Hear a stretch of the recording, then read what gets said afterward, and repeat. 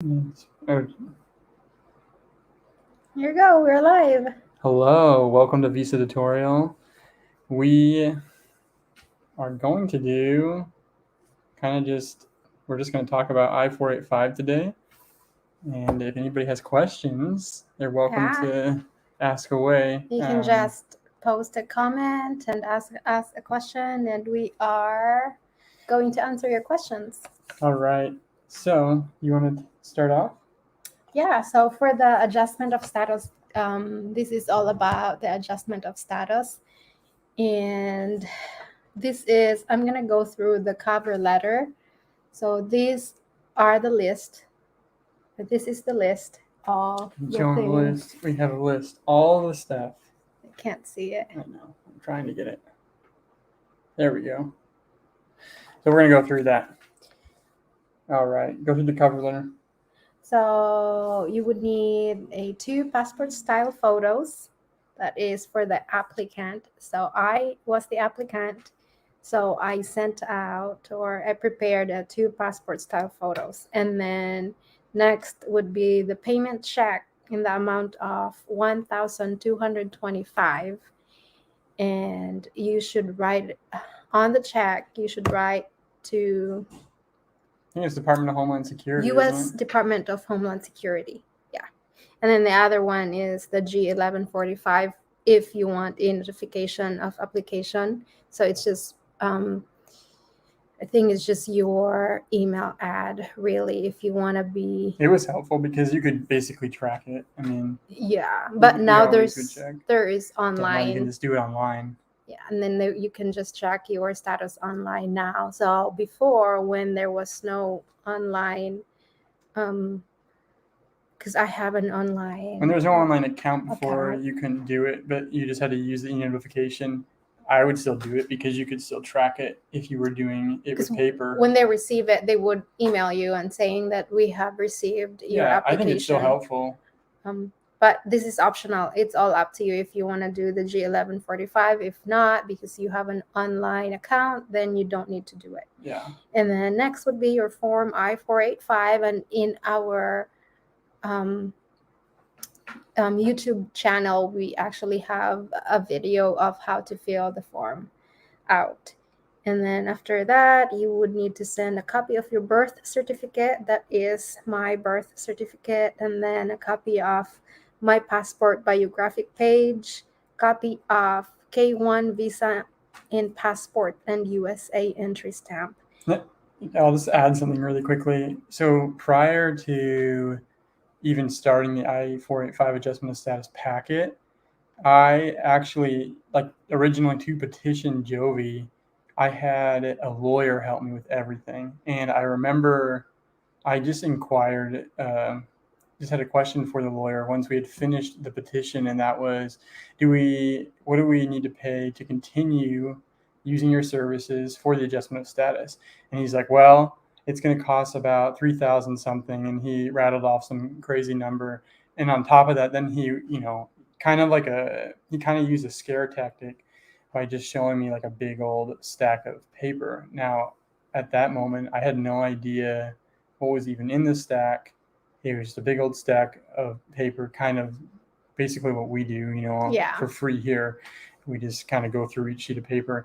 And really, the only reason it's that thick is because USCIS asks for so many copies of everything. So it looks scary, but it's really not. So just kind of like, so that's why we're here, because don't go to lawyers. We have experience doing this, and it's really just so easy. Just go to the USCIS website. They actually give you instructions of what to do, and they also tell you how much you have to pay. It's really helpful. So these are all the list that we have is what you need to send out with your application.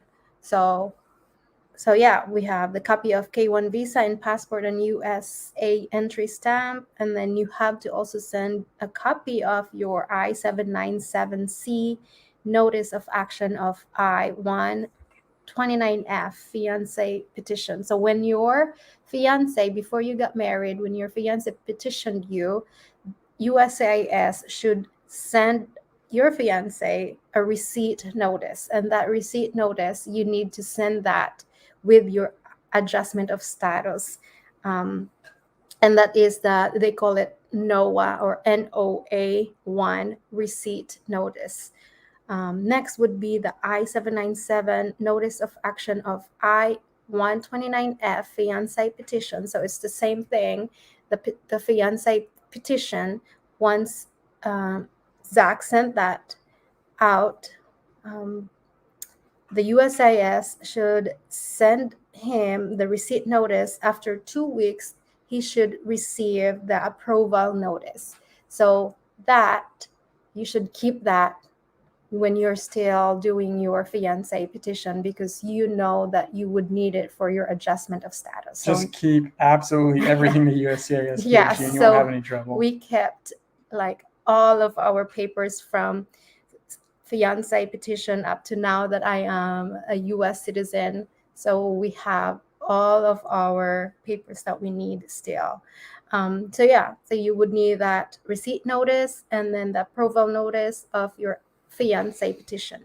After that, you also need to send your NVC letter for the original I-129F fiance petition. So that is the letter that would say that your petition for your fiance petition has actually been approved. So keep that letter, because you would need that for your adjustment of status too. You need it now. So another is the I-94 admission record. So when you come in to... It's your port of entry, right? Yes. Yeah. Like for us at Seattle airport, I had to go through immigration, and then they send me to this immigration people, and they released a paper that has the It was I-94, admission, right? I-94 admission record for me. So you need that too for your adjustment of status. Next would be the copy of vaccination documentation worksheet, form DS 3025. I have that, and you should do that when Zach petitioned me before coming in here to the United States. I had to go through health. What do you call that? It's like a health screening thing, and then they also, I think they vaccinated you with several they vaccinated me. They different vaccines, and then I don't know. It took all day long. It was like 16-hour day. So it means that I'm healthy or something like that. So there's like vaccination and physical exam and stuff like that. You would need that form. So you have to send that for your adjustment of status. And actually, my vaccination, or the document, the form DS 3025, the vaccination was not complete. So the doctors or the physicians there did not complete my vaccination. So I have to do form I-693, report of medical examination and vaccination record, signed by a USCIS recommended civil surgeon. Mm-hmm. So, and that was just in our neighborhood. I mean, you can find them pretty much anywhere. I think there's a way you can just look up like civil surgeons that the USCIS approves of, and then you're good to go. Yeah. So it was quick and easy. Another would be your original marriage certificate, the copy of your wedding photos, just to show that you're actually legit. You're not lying. You actually got married, and show the photos of your wedding. And then cover letter from U.S. citizen, spouse, primary sponsor. There's another cover letter, because in this form that you're going to submit with all the documents and the evidence, you also need to submit the form I-864, Affidavit of Support.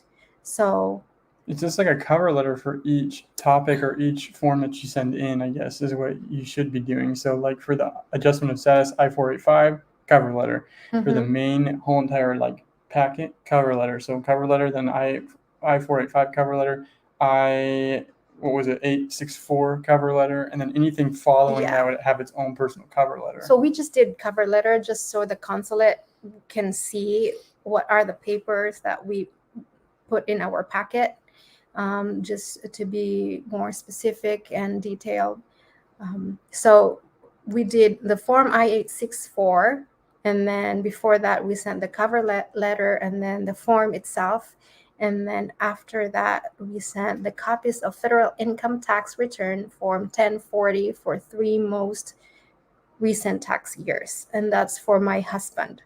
And then copies of W-2s, recent 3 years, and then copies of form 1099s, recent 3 years, certificate of employment, his pay stubs, his bank immigration letter, meaning the verification of deposit, and then his U.S. citizen passport biographic page. So his passport biographic page, and then his birth certificate.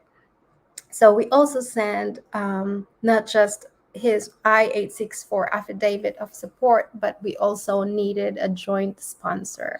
Yeah, so because I was only working part-time and then going to school a little bit on the side, I didn't have full income, and I was actually underneath like poverty guidelines. I can't remember what the USCIS standard It's is. 125%. 125, yeah. So I didn't meet that. So what I ended up doing was getting my dad to also do one as a joint sponsor. Yeah.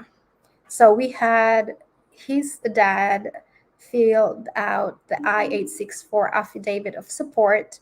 And then along with that, he also had to send the copies of federal income tax return form 1040 for 3 most recent tax years for his dad as a joint sponsor, and then his W-2s and 1099s, certificate of employment, his dad's pay stubs, the verification of deposit from bank immigration letter, and then his dad's passport biographic page and the birth certificate.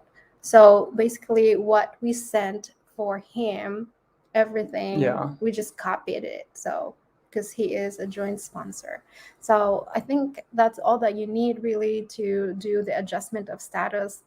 You can actually also, for adjustment of status, you can also send the I-765. I would recommend doing that because when you do send in the I-765, it's authorization for employment authorization, correct? Yeah.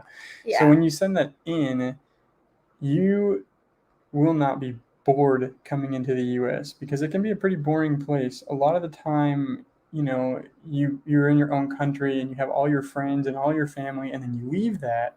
And I don't know where you're moving to in the States, but a lot of states get really cold and you sit there and you do absolutely nothing in one room. And that's what Jovi had to experience a little bit of the time. She still got the employment authorization, but if she wouldn't have had that, my goodness, we know people who are immigrants to this country recently just immigrated and they don't have that, so they have to sit at home and they're not able to work or provide or do anything. So it's actually for free if you submit the I-765 with your adjustment of status packet. So that application, including the I-765, you don't need to pay for the I-765. So it's a good deal. Also, they actually send the I-765.